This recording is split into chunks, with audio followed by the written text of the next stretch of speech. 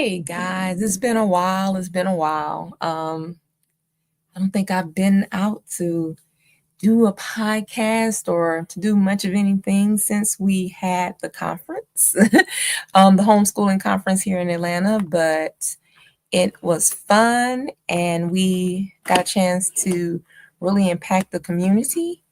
And so just excited to kind of be back. Took a little break. You always have to take a little break.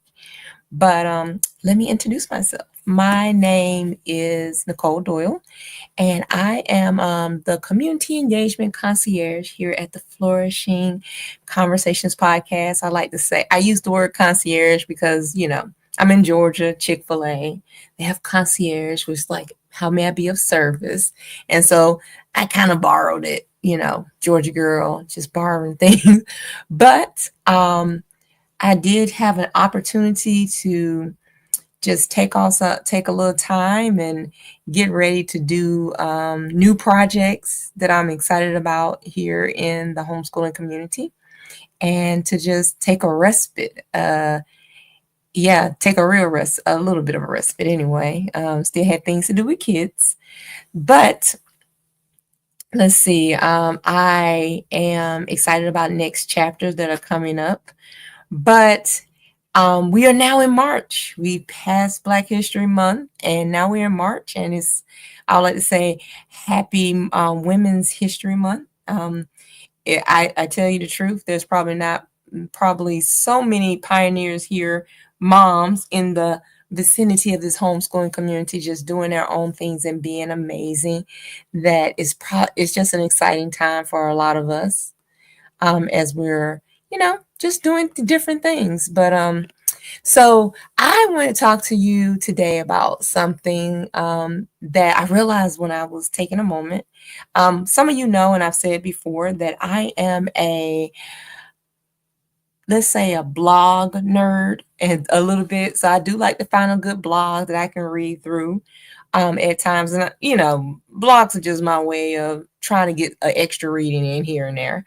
But I did find one that a really interesting blog that was from TED Talks, excuse me, not TEDx, TED Talks, and it was called ideas.ted.com. And it was amazing to really read through. I was reading through some of their top TED Talks. And so one of the TED Talks that I actually read through there was by a Dr. Saundra Dalton-Smith, who's actually based here in Atlanta and everything. So shout out to people from our home space here. But one of the things that I was just reading through his TED, I read through at ideas.ted.com. I read through it, and then I went and watched the TED Talk, because it's kind of like they put together all the notes for the TED Talk really quickly.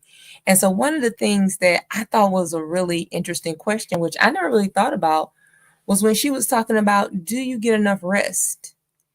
She is an internist. And so she was looking at, people think rest and sleep are interchangeable. And I'm gonna be honest with you, I thought if I could catch a nap in a daytime away from kids, away from life, I was like, I'm doing it. That is rest. If I got into bed and was able to, just close my eyes for a little while, that was rest. But according to her, she was like, no, true rest goes beyond just getting enough sleep.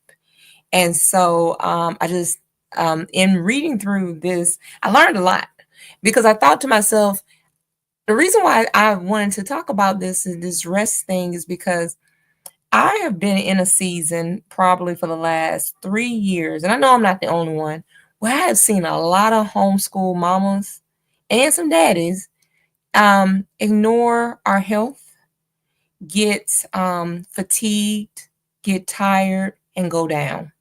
I myself last year had 2 times of being in a hospital. And to be honest with you, I remember the first time I was there, the first time I was there in April was 5 days. And it was totally because I neglected listening to my body. My body was screaming at me to basically just rest and to really take some time by going to the doctor. I did go to my doctor, and after the doctor did some tests, she was like, girl, if you don't sit down, you're gonna be sat down. And I was like, you know what you're talking about. And sure enough, a week and a half later, I was sat down. but um but in that space, I'm not the only one. I've seen other homeschool, not just in your homeschool, just moms and dads in general, who are just have served and given so much to everybody in their household and to community, to church, to a variety of even their businesses. And then when they get sick, oh Lord, when we get sick, we get sick. It's like everything has to come down on us at one time. And so I remember when I went into the hospital in August for the second time, and I was there for 7 days, met my whole healthcare deductible on my insurance. I knew then that I probably need to sit down and rest a little bit more.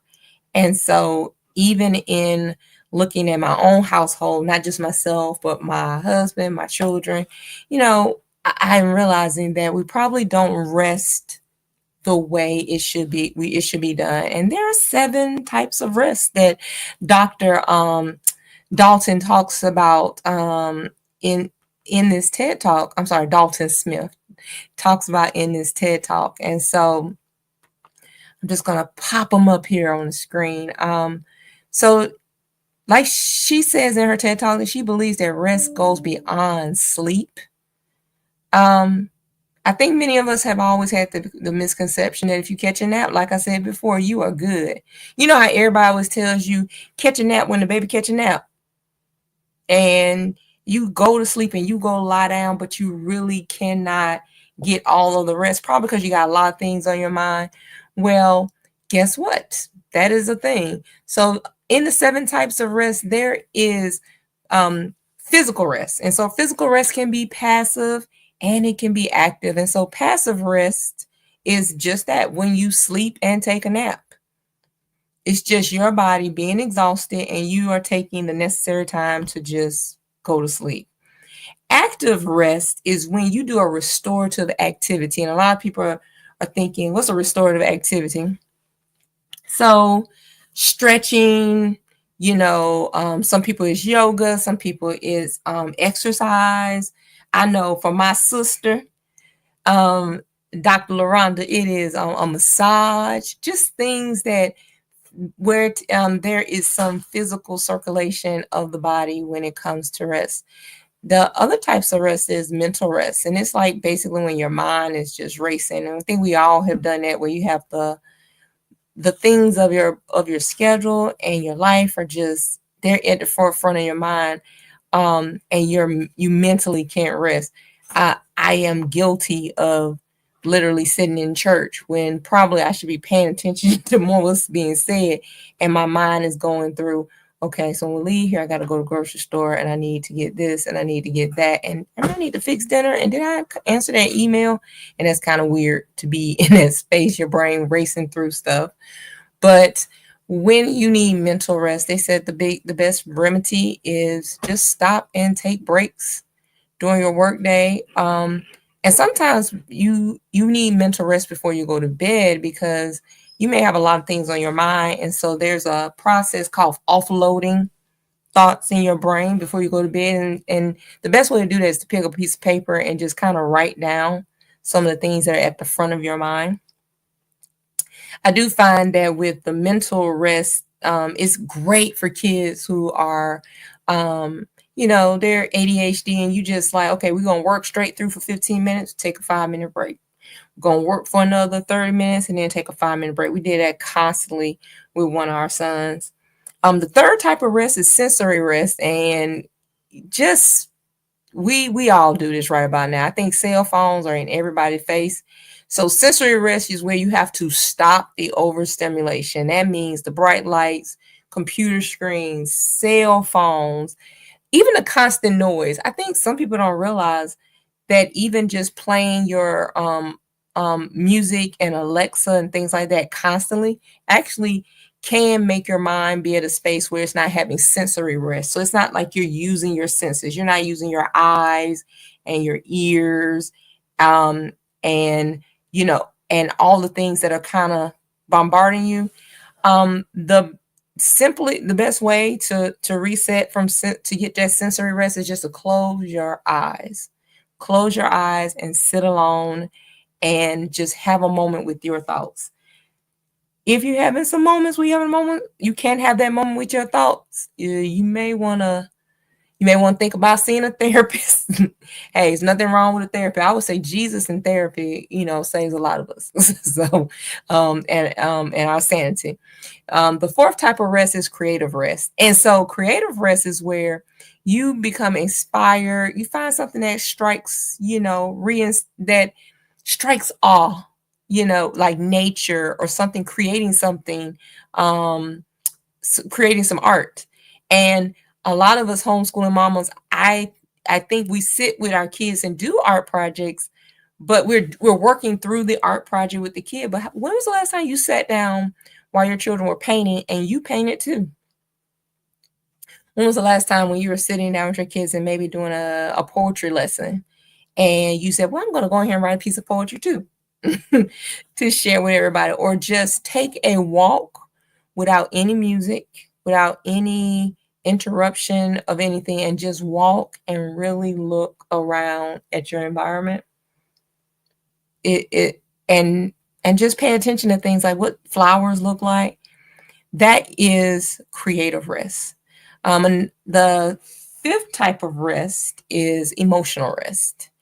And so, I'm sorry, sixth type of rest is emotional rest. And so emotional rest means you're going to have to be honest with the way you feel, and honest about the actions that you are, to acknowledge your feelings. I'm sorry, you're acknowledging your feelings. You're saying, okay, this is genuinely how I feel. And also in that emotional rest, recognizing that some people don't make you feel good and you may want to leave them alone. And that they don't need to be a part of your space. They don't get the luxury of being a part of your space and taking up that emotional rest from you.